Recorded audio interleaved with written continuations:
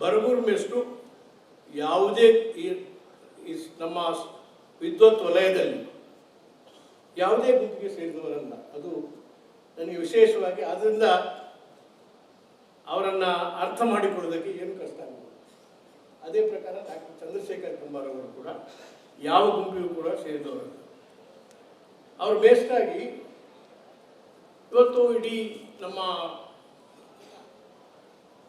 ನಾಡಿನ ಸಾಹಿತ್ಯವನ್ನು ಅಷ್ಟು ಅಧ್ಯಯನ ಮಾಡಿ ಒಂದು ಮಾನವೀಯ ಮುಖದಿಂದ ಅದನ್ನು ಅರ್ಥೈಸಿ ಹೇಳತಕ್ಕಂಥ ಒಬ್ಬ ಮೇಷ್ಟ್ರು ಯಾರು ಅಂತ ಹೇಳಿದರೆ ಬರಗೂರು. ನನ್ನ ಜೊತೆಗೆ ಬಂದು ಆದರೆ ಅವ್ರಿಗೆ ಬೇಕಾದಂಥದ್ದು ಇದು ನಾವು ಭಾಳ ದಿವಸ ಕೊಡಲಿಕ್ಕಾಗಿಲ್ಲ. ಆಮೇಲೆ ಸರಿ ಹೋಯಿತು. ಅಂದರೆ ಒಟ್ಟಿನಲ್ಲಿ ಇಡೀ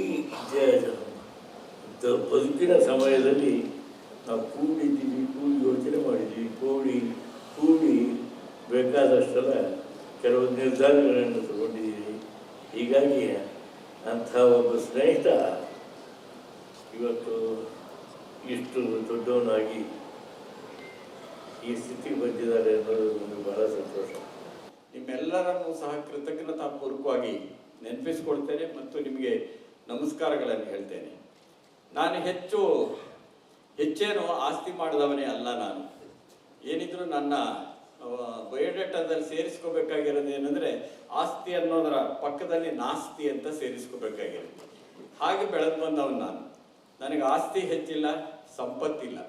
ಆದರೆ ನಾನು ನಂಬಿರೋದು ಆತ್ಮೀಯರೇ ನನ್ನ ಆಸ್ತಿ, ಸ್ನೇಹಿತರೇ ನನ್ನ ಸಂಪತ್ತು. ಹಾಗಾಗಿ ಆತ್ಮೀಯರೇ ನನ್ನ ಆಸ್ತಿ, ಸ್ನೇಹಿತರೇ ನನ್ನ ಸಂಪತ್ತು ಅಂದಮೇಲೆ ನೀವೆಲ್ಲ ಇಲ್ಲಿ ಏನು ನೆರೆದಿದ್ದೀರಿ, ನೀವೇ ನನ್ನ ಸಂಪತ್ತು, ನೀವೇ ನನ್ನ ಆಸ್ತಿ. ಆ ಕಾರಣಕ್ಕಾಗಿ ನಿಜಕ್ಕೂ ನನಗೆ ಸಂತೋಷ ಆಗಿದೆ. ಸಂತೋಷ ಆಗಿಲ್ಲ ಅಂತ ಹೇಳಿದರೆ ಸುಳ್ಳು ಹೇಳಿದಾಗುತ್ತೆ.